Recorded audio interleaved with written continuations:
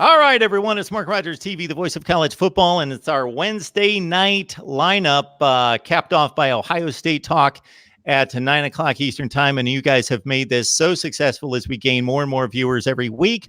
We also splice up the segments and we provide those on our Ohio State channel. That has been hugely successful. So thank you for subscribing both over there and here at Mark Rogers TV, the voice of college football. So we are awaiting Buckeye Claire Crawford, but we right now have Tony Gerdeman from the Ozone on the line and also Kevin Noon from Buckeye Grove. Gentlemen, how you guys doing? Doing pretty good, Mark. My, June was kind of wet this month, but the sun has been out in July, and my farmer's tan is coming in pretty good. It's almost August 1st, Tony. You're just working on the farmer's tan now. We had a lot of rain, man. Yeah. Very good. Man, so. And there's Claire. So Hi. my goodness, pretty soon we're going to all be dots on the screen, but we were able to fit four of us up there. And Claire, how are you tonight? I'm doing well. Thank you. How are you?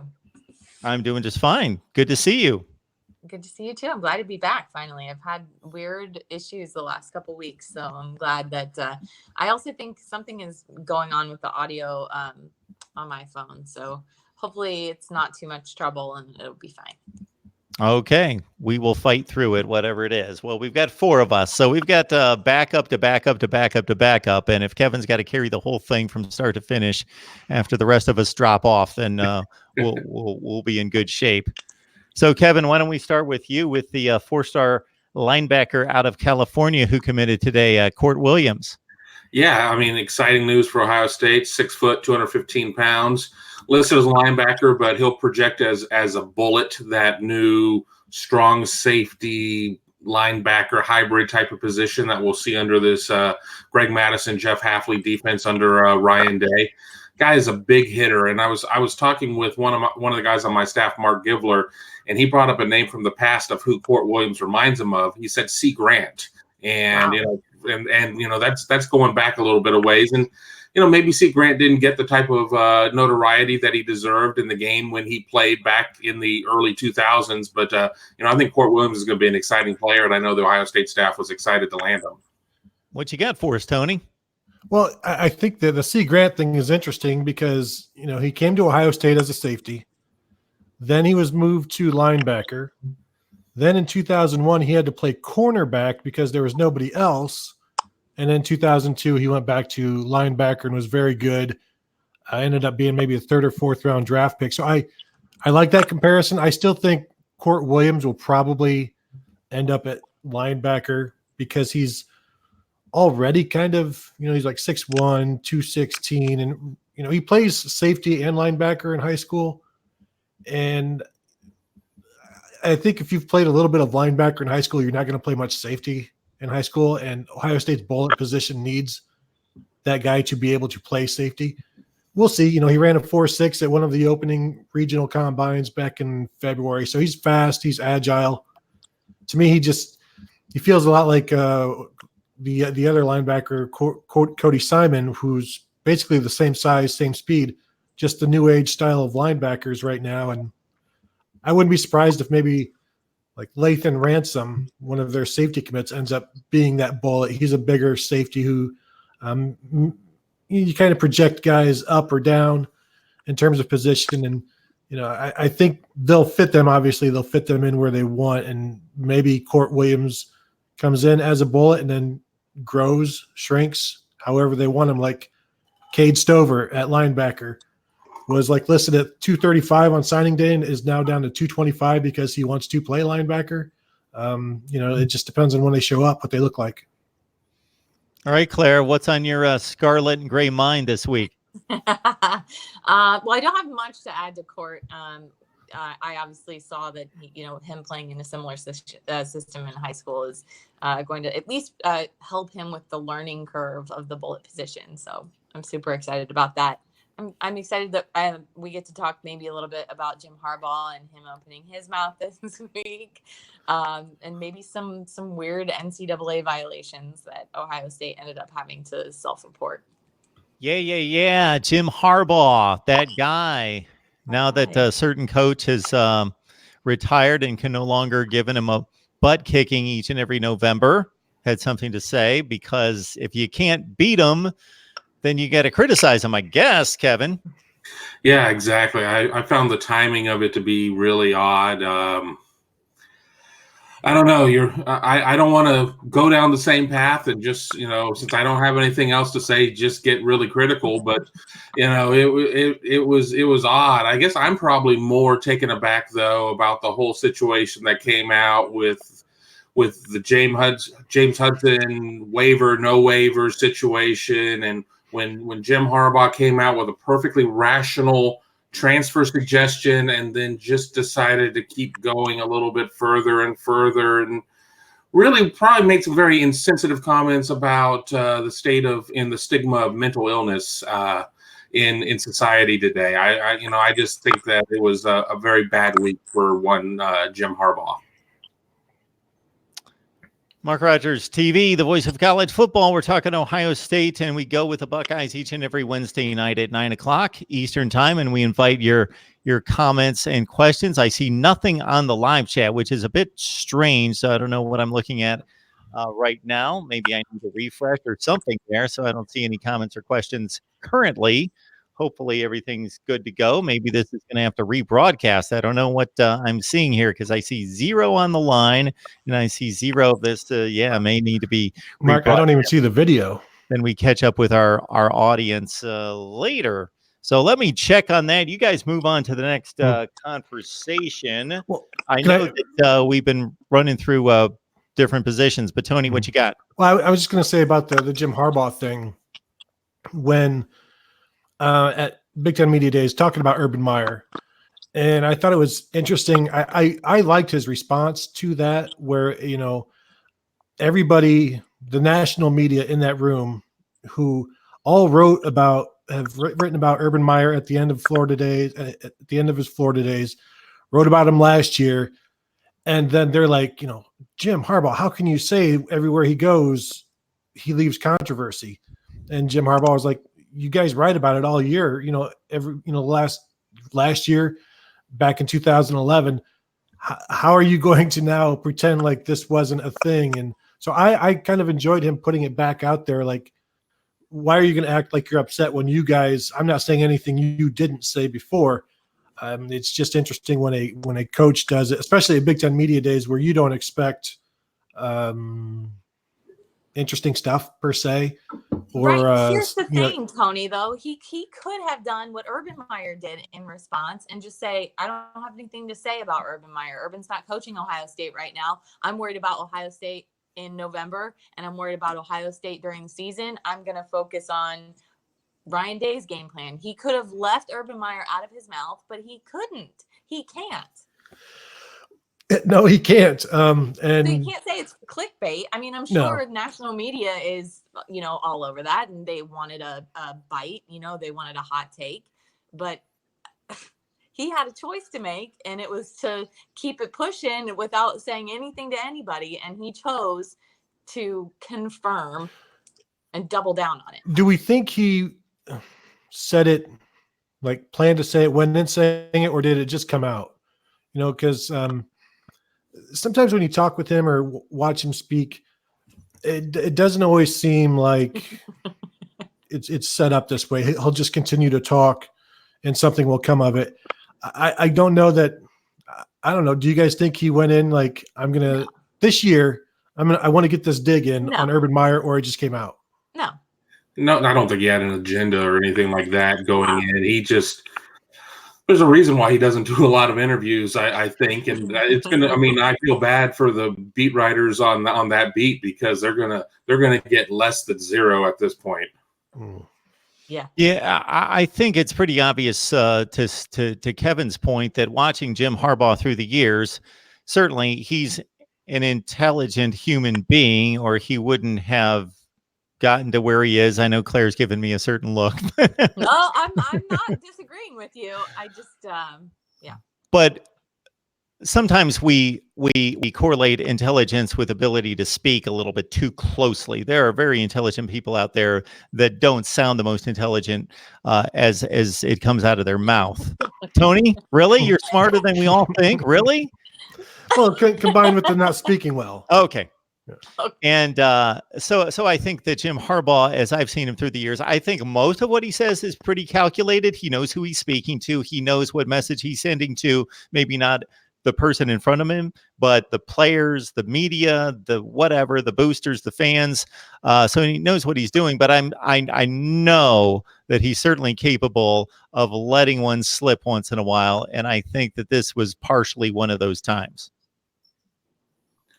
Just like about not eating chicken because it's a nervous bird, or his milk comments, or he's due for one of those. But those are one things. Going out and talking about a coach that just pretty much whipped you from day one to the final day. I mean, I think it's a little tone deaf. Will Urban respond on the Fox show? Probably. Probably not. Well, they have to ask him about it, and if he's going to be the voice if he's going to be that guy, he should respond to it and not just, we don't want coach speak right now. We want Urban Meyer, the person. You've been called out. How do you feel? What do you think about that? Address these comments. I mean, technically what Harbaugh said is not coach speak. Coach speak is politics. Coach speak is trestle. Coach speak is a sweater vest and a flag pin. Like, coach speak is saying that Akron is a great opponent. Like, he was flying off the handle saying something that was completely not in line with, I'm sure, what they want to focus on. And yeah, I'm sure it got clicks, and I'm sure it obviously has our attention, and we're talking about it right now. But most certainly, and so far Urban has been asked to respond, and he hasn't. So I don't know if he's going to use the platform of that Fox show to press anything. I don't see him having the opportunity to do that. He had Mark May in front of him in 2014, right there with that famous look he was giving him, and never said a word. So I don't know. Maybe not. But he was coaching in 14. He's not coaching now. Exactly. I was just going to say, maybe now that he's not the coach, he might. Yeah, Tony's point, I think, is right on point, in that I think there's an expectation as an employee of a college football media that covers the sport. And in his former life, just 1 year removed, he was one of the prominent figures, and he's been commented on. He needs to respond as an analyst of sorts, which is kind of difficult, but he's going to respond in coach speak. I would be shocked if he didn't. He'll deflect it. He'll basically say something to the effect that, my record stands on its own, and even what I've done off the field in developing players. And, he'll go to all of his buzz terms in regards to what they do about, building the brotherhood and building fine young men, and that his record speaks for itself. And he's had a few, he won't even say missteps, but he'll allude to some pitfalls and some adversity maybe along the way. And that will be the end of the comment. I don't think he'll even address Jim Harbaugh by name. What if, when they ask him about this, they go to a tight shot, and he's got like all 7 of his gold pants, like outside of his suit, and he's got like 3 rings on, all of his Big Ten championship rings, and he's like, I have nothing to say. I don't want to talk about it. I have nothing to say to that. A Thanos moment where he's just holding on. It's possible. I think that would be the classy route, Tony. Yes, that would be very classy. So rest assured, everyone, I don't believe that we are recording in vain, but nobody can see us. So this will post after we get done. It's on private. So as these applications are apt to do, even though I went 2 straight times on public mode, it flipped on me, and there we go. We are on private. All right. I know that we were kicking around some position previews in regards to what we would attack this week. Did we settle on anything? So running back? Yeah. Have we done running backs? I don't believe so. Let's do running backs. Deal. We haven't done running back, so Tony has made the executive decision, as he is smarter than he sounds. Let's do running backs. And it starts with J.K. Dobbins. We're minus Mike Weber. We have a glut of backs behind J.K. Dobbins that have some interesting names and track records from high school, but little else to show us. And then there's the mystery that's DeMario McCall, Tony. Yeah, and you hit on something I wanted to talk about, and that's Demario McCall, who is perhaps the most explosive playmaker on the team, but has never been healthy enough to show everything he can do. I remember a couple years ago at Rutgers, he was rushed for maybe 100 yards on like 10 or 12 carries, and it was the first time he had looked healthy since 2016, and Urban Meyer was like, no, he's not healthy yet. That's not the Demario who should be running the ball. That's not the Demario that I know. And this spring, he didn't get to practice because he was still hurt. So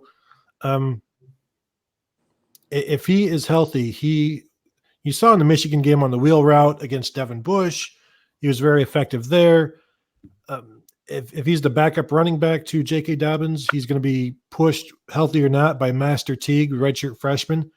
So I think those three guys, if they're all healthy, that gives them a good base. And I don't know that you need to go much further than that. There's not going to be necessarily a lot of carries because Justin Fields is going to be in there. Maybe Jalen Gill at H-back will get some carries there.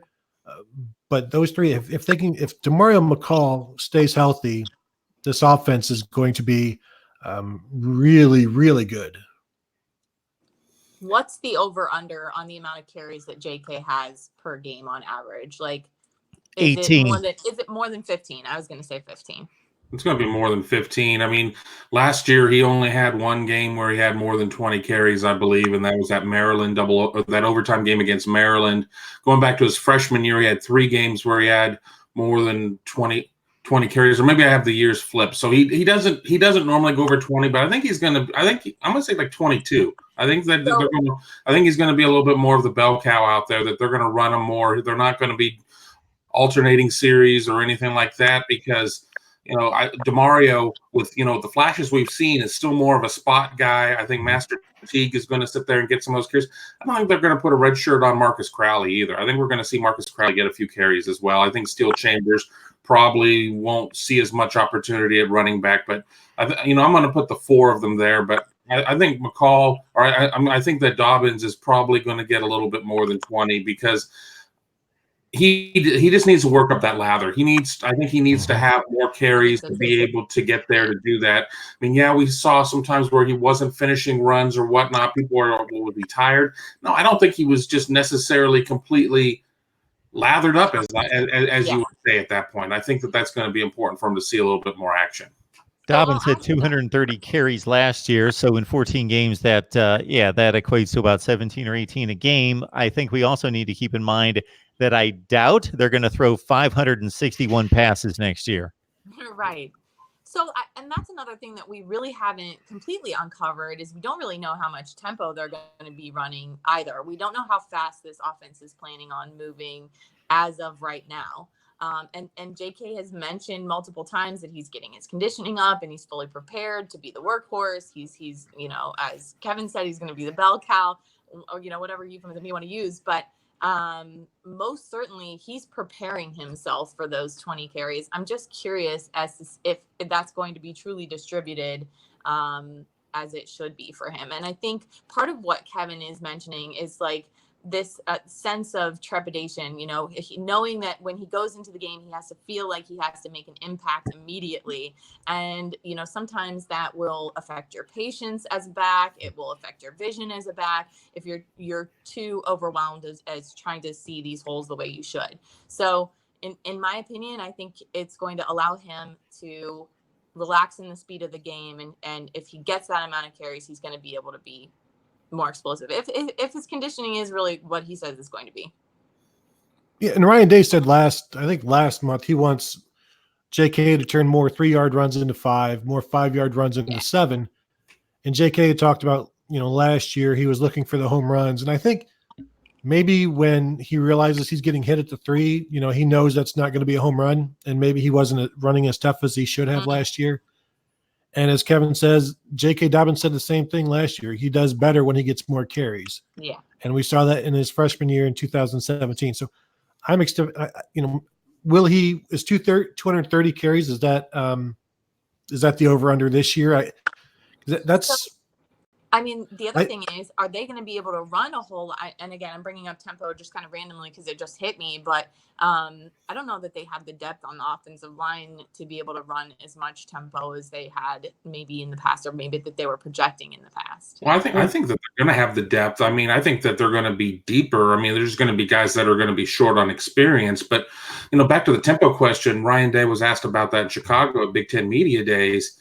And he made it sound like it was going to be a lot more of spot tempo when it was necessary. I mean, a lot of that's coach speak. And, if he has a plan, he's certainly not going to share it with the conference media at that point. But he was, pretty straightforward in saying there will be times we want to do tempo. There's sometimes it's going to be a changeup, but there are going to be some times where the defense might be gassed and we're not going to want to run tempo because if we go 3 and out, they're going to have to march right back out there again. Yeah, he said at one point he said, we're not Scott Frost, we're not Nebraska running the tempo. So it will be interesting, how they handle that. It would be strange if they don't move as fast as they did last year. When you remember, like Urban Meyer, when he was hired, he didn't want to go up tempo, no huddle. He talked about, I want my quarterback to get in the huddle, and I want his team to see my quarterback's eyes. And then Tom Herman gets there, and he's like, no, we're not doing that. And it would be strange to see them maybe slow down a little bit when you have this offensive guru like Ryan Day, bringing in Mike Yursich, having Kevin Wilson. I don't expect them to be slow by any means. Yeah, I don't exactly know where they ranked in college football in terms of tempo. I think what's been effective for a lot of teams in recent years has been going from fast tempo to slow tempo and changing the tempo and not having the defense exactly know what they're going to run on that particular series.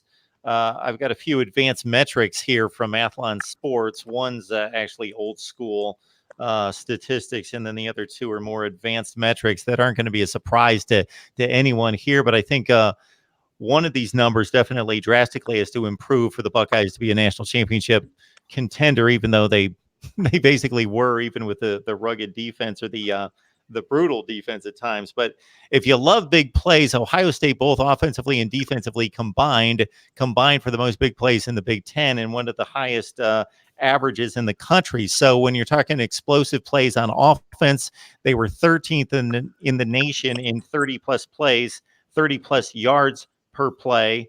And they were 110th, meaning they gave up like the 19th or 20th most big plays on defense. So it was just a big play fest period for Ohio State. And the way that translated on defense was 25.5 points given up per game. That was the highest total, and not just the highest total. No Ohio State defense had given up at least 23 points per game since a team that was brought up a few weeks ago. I forget what the conversation was, but somebody cited this lackluster year in Ohio State, fairly recent Ohio State history that didn't turn out so well. Is that the 88 defense? This was the 99 defense, the 6-16. Really? But they had some players. They were just young. Oh, they had some players. Yeah, Ahmed Plummer and they had a secondary for sure on that team with Nate Clements and so forth. Yeah, absolutely. Then we also have field position, where Ohio State ranked number 1 in the country in field position. Thank you, Drew Crispin. Right. Yeah. And Terry McLaurin is a gunner. Mm-hmm. Yeah. Now, I think if they take out the Michigan State game, they go from ranking 1st in the nation to like 48th. No, it was just that extreme in that game, was it not? It was just the entire second half. They had Michigan State down inside the 4-yard line. That was like a Jim Tressel dream. You hope he was watching that game. Absolutely. Speaking of Michigan State, is there anybody in the Big Ten Eastern Division outside of Ann Arbor that would scare any of you more so than the other teams? Kevin? According to the FPI, I think that Ohio State should be scared of everybody because this ridiculousness that they have an 8% chance to win whatever. And you look at the Vegas odds. I mean, I'm going to go with the bookmakers rather than the nerds when it comes down to that stuff. But I've been just lying in wait to rip on the FPI and how stupid it is. But I don't know. Every team is definitely has their flaws. I mean, Penn State is breaking in a lot of new people. They had a mass exodus in terms of transfers and whatnot. Michigan State returns a lot of people, but are a lot of the people they're returning ones that are going to strike fear in your heart? I mean, Brian Lewerke or Rocky Lombardi at quarterback. I mean, neither of them necessarily, are as intimidating as facing Adrian Martinez at Nebraska. And I think Maryland is going to be interesting. 7 years. Was that? I said for 7 years. I know. Well, don't get me started on Jack Cohn in the West. We already know that, but. I had a pretty spirited debate with somebody about Maryland. Somebody saying that, Mike Locksley is 3 years away from already getting fired after just getting hired. I think that's going to be an interesting team to see what he's able to do there. Maybe take away some of the issues he's had in terms of compliance and things along those lines in terms of recruiting. But I think he's a talented coach, and I think if he's able to get some things out of some of these players that he has there, I think Maryland could rise up and beat a team or two. They're not going to come into Columbus and beat Ohio State by any stretch of the imagination, but that's the team I'm most interested to watch in the Big Ten or the East outside of the Big Two. I think we need to invite Jack Cohn onto the show and have Kevin host and interview him directly. Or I'm going to do a Jack Cohn profile, a special video on Jack Cohn. My goodness, that kid's taking a beating from Kevin. I'm sorry, Jack. Tony, Kevin cited the number that you talked about last week. I was, of course, at work, but listening intently.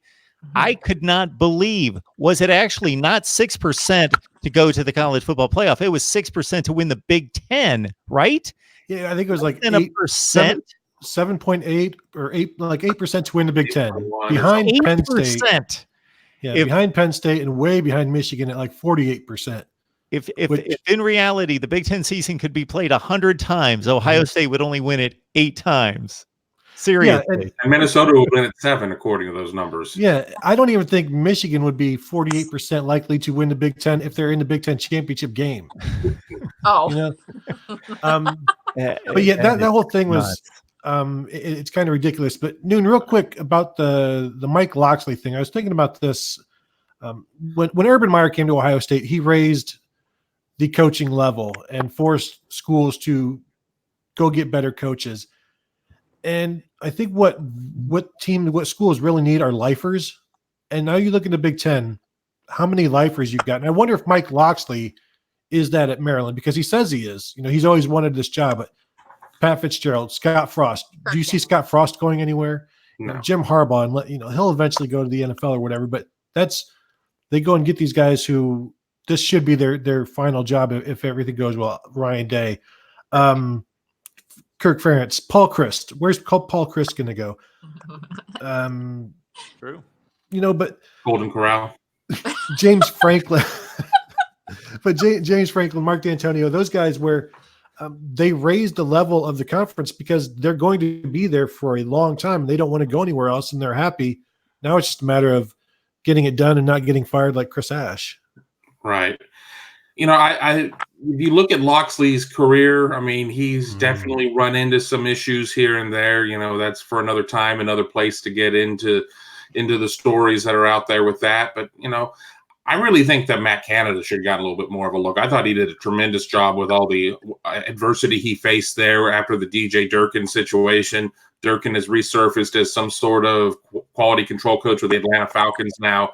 But, I think that he will definitely raise the level of their recruiting. It's just going to be a matter of, is he going to be able to get something out of them, or is he going to be Ron Zook? I was going to say, is he Ron Zook? Is he Tim Brewster? Or is he something more? And we don't know, because how can you judge anybody for what happened at New Mexico?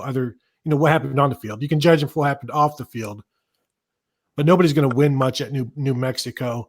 So I'm interested to see what he does. Obviously, he's already the transfers that he's brought in, the talent is maybe better than it was last year.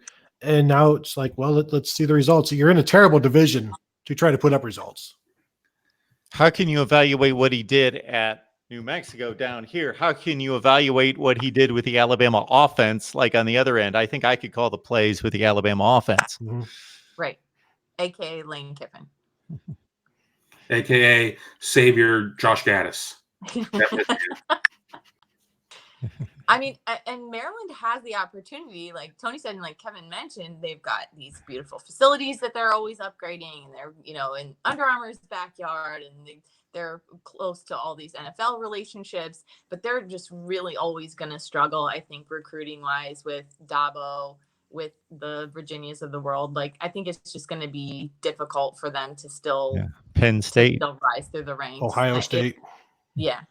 I mean, that entire area is, I mean, that's a buffet for the entire nation, west of the Mississippi. Yeah. He only needs to convince one or two guys to keep the band in state. Dwayne Haskins. Maybe turn that into a 4 or 5 man, top players in the DMV area to stay there, and then just hope that turns into something. It's just going to take that one time for that to happen. I'm not a big proponent, a big believer in package deals. Talking about, Ohio State recruiting with Nathan Ransom and them, looking like they're going to get Bijan Robinson. That's not a package deal, but they've got to be able to do that. We've said that about Chris Ash. He's got to find those right couple of top kids to stay in Jersey. I just don't believe he's going to be around long enough for that to happen. But, the same thing I'm going to say for Mike Locksley at Maryland. Hey, everyone, as we stay in division, I think we could generally get a consensus that would make sense from College Football Nation on most coaches, whether good coach, bad coach, elite coach, whatever. How good is James Franklin, Tony? He went straight to Tony.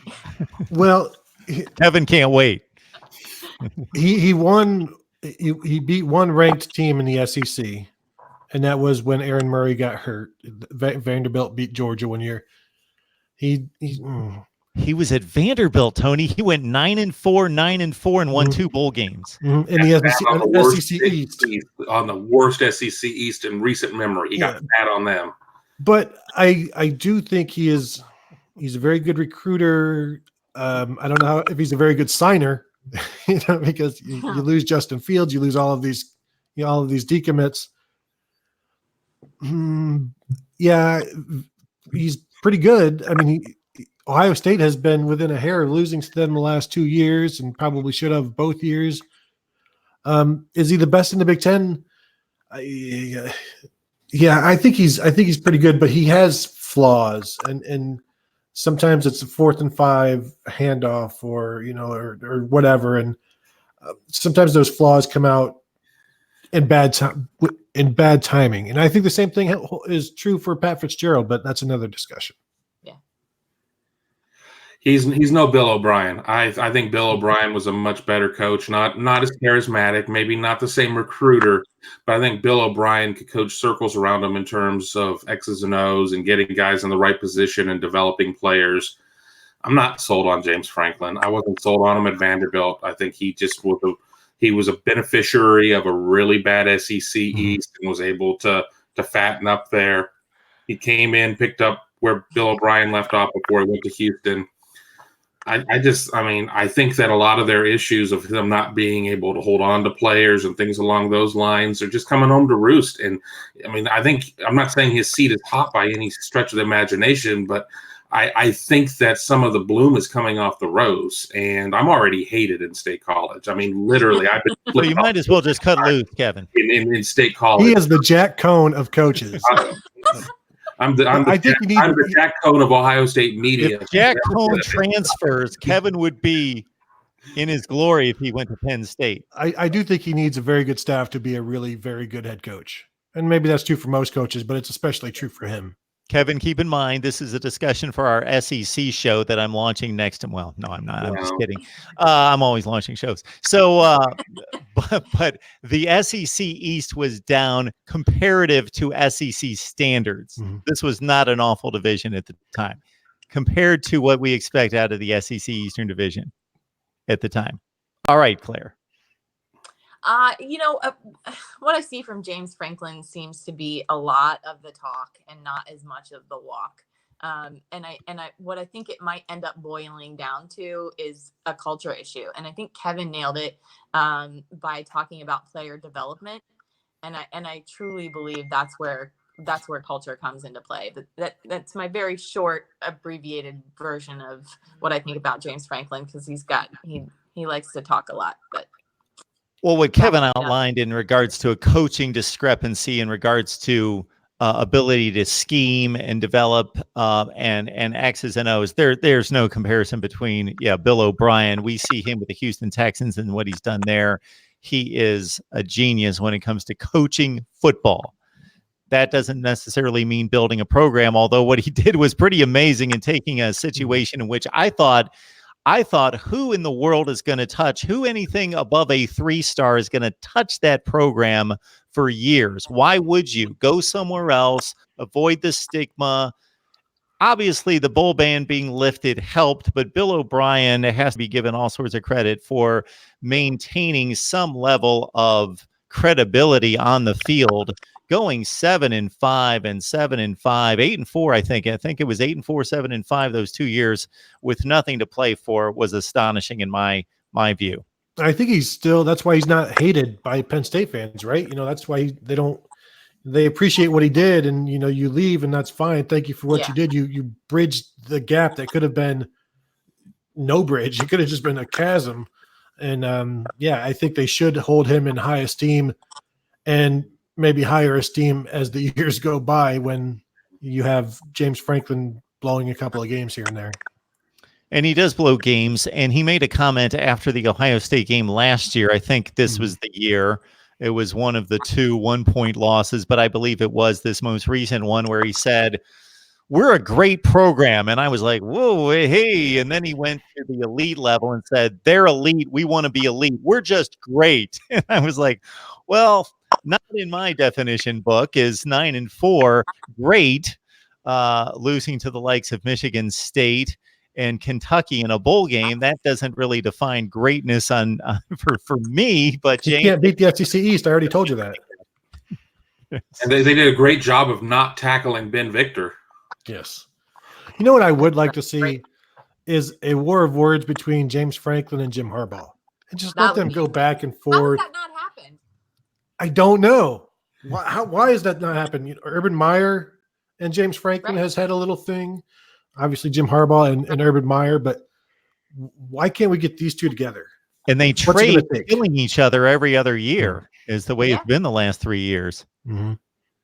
He was really close in that 2016 season of being on a severe hot seat. They lost to Michigan 42-10. They lost to Pitt, a marginal Pitt team. They were like 3-2.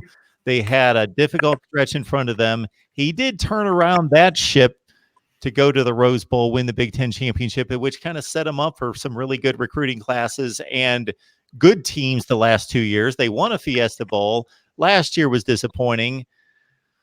The program's in good shape, but to take a program from 6 or 7 wins and to elevate it to 9 or 10 wins is a great step to take. But if you want to take the next step, then you're talking about beating like top 15 teams in your conference. And so that's a huge step. The next one needs to be big for him. I don't think it's going to happen this year. I don't see it. They lose their quarterback, they lose their backup quarterback. I mean, now it's going to come down to Sean Clifford. A lot of questions there. We just don't know what he's going to be about. I mean, they lose one of their major receivers by way of transfer. You don't have, you lose your running back. I mean, they got some talented young guys in there, including Ricky Slade. They've had some offensive line issues. I think, you could say that about 80% of Division I football, though. I mean, the offensive line isn't where they'd like to see it. I just think they're going to have a hard time putting points up on the board. I don't see them having a prolific offense this year. I think they have a good system in terms of defense. I think that their defense will maintain, even if it's a lot of names that we don't necessarily recognize. And, we've kind of talked about it. Claire mentioned as well. I think that there's some culture issues going on there right now. They have some players that got suspended over the summer for an alleged fraternity fight or something like that. I think they really need to tighten up the ship there. I think that's creating some of the issues around there. And I think that that's part of the reason too, why you've seen their recruiting class fall apart this year as well. Exactly. And just like Tony mentioned, getting someone to commit and getting someone to sign. I think once someone is more involved in a culture and they see what that happens, and then you're getting decommits, I'm going to put a stamp on that and put a guess to say that may be a culture issue. Yeah, I was just looking. Penn State is 2-7 against top 10 Big Ten opponents since James Franklin arrived.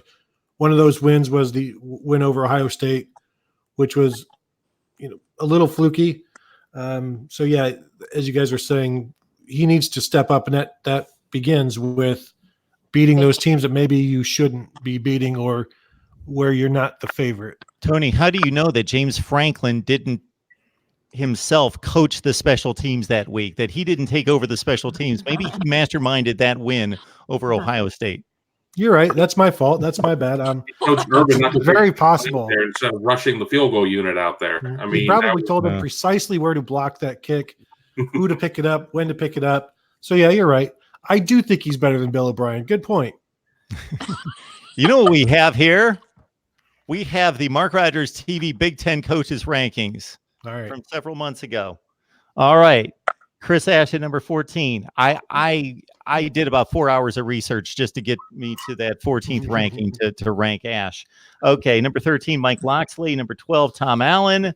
Number 11, Lovie Smith. Number 10 is Ryan Day.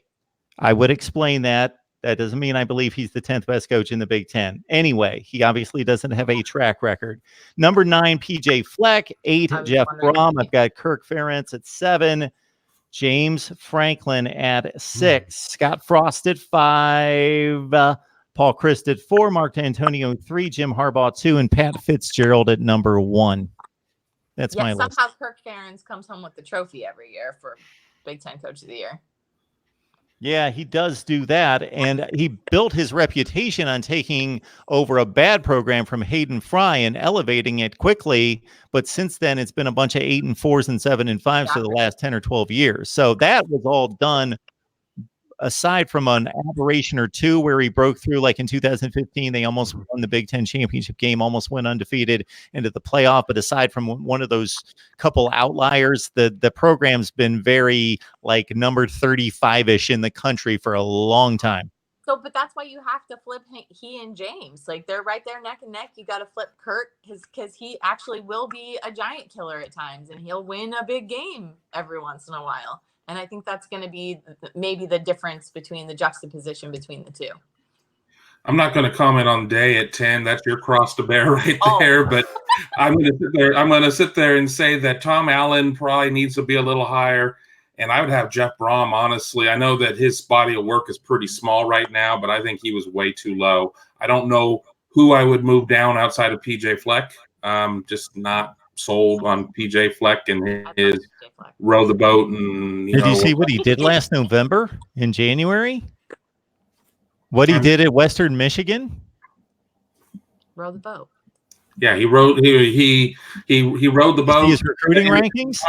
What have you done for me lately? So what he did for you lately was win a bowl game and beat Wisconsin and beat like 3 really good teams in November. Wisconsin team. Jack Cohn was probably playing. I don't know. But it was for Paul Bunyan's axe. He's got the axe, Kevin. Paul Chris gave a really rousing press conference before the game because he's so full of energy. But I don't know. I'm a big believer of Tom Allen at Indiana, and I understand that he is playing with a deck that is stacked against him. Indiana is coming around as a little bit of a football state, but it's a basketball state. The little 500 is more important than Indiana football out there in Bloomington right now, to be quite honest. So he's got a lot of things going against him at this point. Is he Terry Hepner yet? No, but he's going to get him there. He's going to get him there, and they're going to be a perennial 6-7 win team here soon. Minnesota, Indiana, what should the expectations be? I think they're Minnesota maybe a little bit higher, but is that like the division though? Program too that fired Glenn Mason because they felt they could do better and has forever been punished because of it. There's 6 teams in the West that could win the West. If you put Indiana in the West, they would be one of those teams that could win it. I think. I'm interested. Lovey, I think I would have him lower just because it's such a mess there. But I am interested to see what they look like this year. They've got a good offense that could run the ball well last year. But when you're talking about quarterback or coaches, if we were to draft them, like we'd each go around these squares, you draft first, you draft second. Where is Jeff Brom going? Where is Ryan Day going? I don't think Ryan Day is going to go 10th. And I'm with you. And Jeff Brom might go early. Is Scott Frost the first pick? Where's James Franklin? I am combining that philosophy right there. Who do I want coaching my team? So if this is circa 2008 and I'm ranking national coaches, Bobby Bowden and Joe Paterno are two all-time legends, top 5 coaches, top 10 coaches, but I'm not ranking them that because they had lost their fastball. They weren't that coach anymore. I'd rank them 40th or 50th or whatever. So I take that approach that I don't go with legacy. I go with what would I select right this second? So that's one factor. But I also look at track record, and Ryan Day does not have one. So my thought process there I'm going to take the guys who have yet to coach, certainly at that school, but especially those guys that have never been head coaches, and I'm going to make them neutral. They're my neutral ranking, and anybody who I believe is underachieved, I'm going to rank below them, and then the people that I think that are performing well in their jobs over them for the time being. I do not think Ryan Day is the 10th best coach in the Big Ten. Where did you have Pat Fitzgerald? Number 1. You're perplexed. At Northwestern.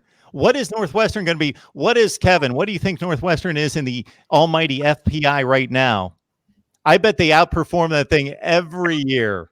Listen, I'm the one. The same Northwestern that opened the season at 1-3 or something like that. I understand that they ended up going 8-1 in the Big Ten to win the West, but they didn't even look good during their non-conference. I'm a big Pat Fitzgerald believer. I'm only playing devil's advocate here on this point. I don't know if I'd have him 1, but I'd have him top 3, maybe. The Green Bay Packers certainly thought a lot of him. Well, Northwestern, if you look at their schedule, they could open 1-5 this year. They're at Stanford. They have a bye week before UNLV. Then it's Michigan State at home. Then it's at Wisconsin, at Nebraska, bye week, Ohio State at home. All of those are winnable, yes, if they play their best. But we know that's not what Northwestern normally does early in the season. So I definitely appreciate what he does, and I think he would be great at Michigan as well and be very good everywhere else. But that schedule this year is very, very tough for them. And if they're competitive in all those games and they are 1-5, that's not going to affect my analysis. Right. Yeah. His ability. How do you rate that? Go ahead, Tony. Because I think close losses are coach's fault a lot of times. And so how do you feel about that? If it's 1-5 and they're losing by an average of 4 points, is that lack of explosive talent? Is that new quarterback? Where does coaching fall in there? Or do you have to see the games? I've got to see the game. So if Northwestern has a brutal Big Ten Eastern Division stretch, let's say they've got to face 3 of the Giants or at least 2 or 3 out of the 3 games cross division, and they're playing rather well in those games, then I'm going to credit Pat Fitzgerald with the limitations he has at a Northwestern versus obviously the expectations are different at every school. If Pat Fitzgerald became the head coach at Ohio State, he couldn't go 8-5 every year, and I wouldn't have him the number 1 rated coach in the Big Ten. Well, look at last year, and I don't have the book in front of me, but if I remember their game against Michigan, they were up 14-0, and then they were inside the 10 or something like that, and they couldn't punch it in. And they had to kick a field goal to go up 17-0. And I remember saying to people sitting by me in the press box, I said, "That's not going to be enough to win it." And they gave up the next 21 points. That's a 4-point loss.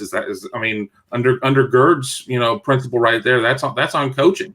So when he's coaching top 50 or 55 talent in the country against top 8 or 10 talent in the country, I tend to credit that Pat Fitzgerald's doing a nice job coaching his Northwestern bunch versus that Michigan roster, losing 20-17.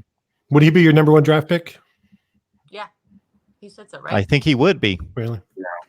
Frost would be my number 1. Yeah. Frost would be my number 1. And I'm not one to go too much on what I saw at UCF. That's kind of an outlier, just based on what I saw in the back half of this last season. I mean, they got off to a horrendous start. Mother Nature didn't do them any favors. They lost their tune-up game before a road game at Colorado, which really kind of set the deck in the wrong direction for them. But what I saw coming on, and I think once he gets the right defensive players in there, I don't know enough about his staff on that side of the ball to start, calling for heads or anything at this point. But I think once they get it there, they're going to be just a pain to deal with. Well, let's realize that even though Scott Frost will upgrade that roster, that Mike Riley recruited classes in the low 20s. That was not a horrible roster that Scott Frost took over. No. But he's probably the best possible fit for that program. Right. Oh, sure. He is. Well, he also had classes fall apart. They had that whole Calabrasca movement that, they had people defect. That just went to pot, literally, at the end. And because of that, there was a kind of a hole in there. And I don't necessarily think that – I think Mike Riley was recruiting for points instead of recruiting for what he needed on that roster. Yeah, it may have been in the low 20s or wherever, but I don't – Rich Rod recruited pretty well too. If you wanted your team to be filled with 5'11", 190 pounders, I mean, he did a great job on that. But that was never going to work in the Big Ten. Mike Riley also inherited a quarterback in Tommy Armstrong, who was a glorified running back, and he never fit his West Coast offense. So he never was able to kind of turn that around and get the guy in place and be able to get the 1 or 2 seasons he's needed to really institute his system. That's fair. But, I also talked to some people out of Oregon State as soon as he was hired, and they said that's just not going to work. I mean, he is the nicest guy in the world. Trust me, he is the nicest guy in the world. He works in Corvallis. It's not going to work. It's not going to work elsewhere. And, they proved to be right. We'll finish up with this guy because I think he's had a fascinating tenure, and that's Mark Dantonio at Michigan State. Now, I could not believe this. So I'm in the midst of taking phone calls and so forth the other night, and I have somebody ripping on Michigan and commenting that they haven't been able to beat lowly Michigan State for the most part. And I went, okay, Texas fan, do you want me to compare what Michigan State has accomplished in the last 10 years versus what Texas has accomplished in the last 10 years? Because your lowly Michigan State has finished in the top 5 a number of times, the top 10 as well, 1 Rose Bowls, Cotton Bowls, 1 Big Ten championships. Yes, what Mark Dantonio has accomplished at Michigan State, yes, a bit of the luster has been taken off by 3-9, 10-3, 7-6, not the greatest run the last 3 years. And he's probably hit his ceiling, and it's probably flattened out, and now he's plateaued to where he's going to go 8-4 most of the time. But it's pretty astonishing what he did there at East Lansing. Yeah, he's like the perfect guy for that place. Like I said, he's a lifer. That 3-9 took everybody by surprise, though. And I think it, Kevin, kind of stems from that recruiting class where they had a really good recruiting class, a lot of high-profile recruits who all flamed out and flamed out in some very negative ways. And it almost felt like they flew too close to the sun and had to come back down to earth and like realize who they are. Like, no, you're just Michigan State. And I think maybe they lost their way where I think there was some concern where it's the whole born on third base thinking, you hit a triple. And I think maybe for some of those young guys, that's how it was. And it wasn't that way for the seniors who had worked so hard and all of the wars in 2013 with Ohio State, 2014 with Ohio State, and even 2012 losing at home to Ohio State, where you're kind of forged by these tough losses and these huge wins, and you begin to appreciate things more. And then you get to that, you make the playoffs, you think you've made it, and then the following year you just get shellacked because you think it's easy, and it's not. Well, stop me if you've heard this before. He's too loyal to his assistants, and that coming from a Tressel disciple. Okay, but there's a major announcement that was going to come out of East Lansing. And basically all he did was rearrange the deck chairs on the Titanic. He just sat there and he didn't make any staff changes. He just put different hats on everybody and said, all right, there we go. And again, I think that Mark Dantonio has done a wonderful job. When we think they're going to be down, they generally rise up and overperform a lot of times. Maybe sometimes when we have really high expectations for them, they come in a little bit under. I agree with everything that Tony had to say there too. But I think part of the issue there is things have maybe gotten a little stale with that staff right now. And, I'm not, again, calling for people's jobs or anything like that. But I think coming off, there were definitely some issues when you lose your running back and you just have a bad situation at quarterback in terms of, Brian Lewerke got a bit of the yips and Rocky Lombardi was kind of thrust into an impossible position at that point. And, when you're not able to run the ball and they lost one of their top receivers as well, Felton Davis, I believe, when all of that happens, I mean, you can't necessarily put all of that on the coaching, but I think that they needed to, it's like the manager getting run in a baseball game just to rile up the troops, or the coach getting a couple of tees to fire them up. I don't know. I think that Dino needed to make a couple moves on that staff just to try and shake some things up, because, as long as that malaise continues at East Lansing, they're going to be a middling team. Tony, you mentioned some games being a better indicator of a coach's ability or inability than other games. You know what game comes to mind that I don't think would for most people was that 48-3 shellacking at Ohio Stadium 2 years ago in 2017, a Michigan State team that was really good. They beat Washington State in the Holiday Bowl. They finished 10-3. Not that it for me, that didn't shine a poor light on Dantonio. That showed a light of, this is really Ohio State at its best, and this is Michigan State, maybe not even at the worst, but this is the talent disparity. But he just couldn't do anything about it that particular day. But this is basically what he's doing with Michigan State, is building a 10-3 team that if they don't come and they don't have the technique and the fundamentals down and don't play their near A game that particular day, this is what can happen. This is the mediocre, decent team that he has, and he pieces it together most of the season. But if he doesn't have it just right on that day, this is what can happen against one of the top 3 to 5 teams in the country. Well, and I did my Big Ten East defensive line rankings, and I put Michigan State number 1, not because they have the most talent, but because they are the best unit, and they're all back from last year, and they allowed like 77 yards rushing per game. There's going to be like 2 guys on that line that you take over some people from Ohio State or some people from Penn State, and then nobody else. But together, you can't argue with what they've done. But you get back to that 48-3 last year. That was the week after the Purdue, the Iowa debacle in 2017. Yep. So that was an example of Urban Meyer getting his troops ramped up, and we've seen that before. We saw that after the 2015 Michigan State game, where they went to Michigan and destroyed the Wolverines, I think 42-13. So that's another example of why Urban Meyer was way up here and everybody else is, considerably lower.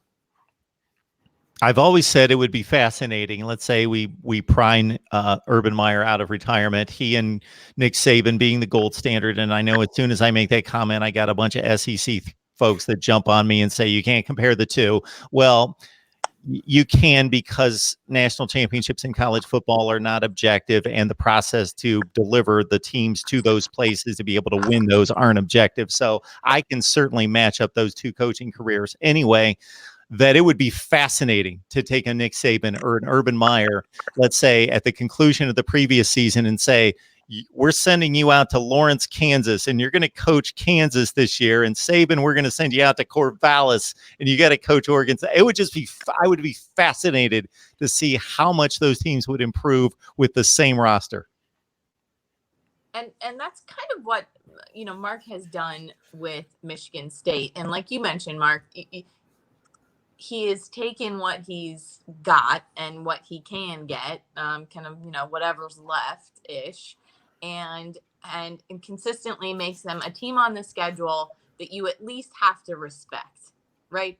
And to Kevin's point about, yeah, they might have taken a 48-3 shellacking, but you don't know which Michigan State is going to show up that day. Are they going to be the giant killer Michigan State? Are they going to get shellacked Michigan State? So regardless of what you may think about, how stale it is, and I agree, and how he may be still kind of in an antiquated system for college football, he at least has the respect level on that roster and on the team consistently where you have to pay attention. You've got to at least put them in a different color highlighter. And to your point, Claire, it's pretty damn good when for 7 years against Urban Meyer, you basically show up as the giant killer or close to the giant killer every time, except for the one time your team just wasn't on its game and ran into the one coming off the Iowa loss against Ohio State. Because other than that, even in 2016 against the playoff Ohio State team, the 3-9 team came within a 2-point conversion to pull off the upset. 17-16. So. Right. Only 2 coaches had 2 wins against Urban Meyer during his tenure at Ohio State, and that was Dabo Swinney and that was Mark Dantonio. Good stuff, everyone. We could be here all night breaking down coaches, and I'm sure we could spend a good, 50, 55 minutes on Lovie Smith and Chris Ash alone. No, Lovie Smith is fantastic. No, thank you. All right, everyone. It's Claire Crawford, Buckeye Claire. Join her on Twitter. Tony Gerdeman from the Ozone. Please check out his work. It's among the best, as is Kevin Noon at Buckeye Grove on Rivals. I'm merely Mark Rogers, the voice of college football. All right, everyone. Thank you so much for the contribution. It's great each and every week. We will see you hopefully back next week. With Steve. You got a resounding cheer after that, didn't you, Claire?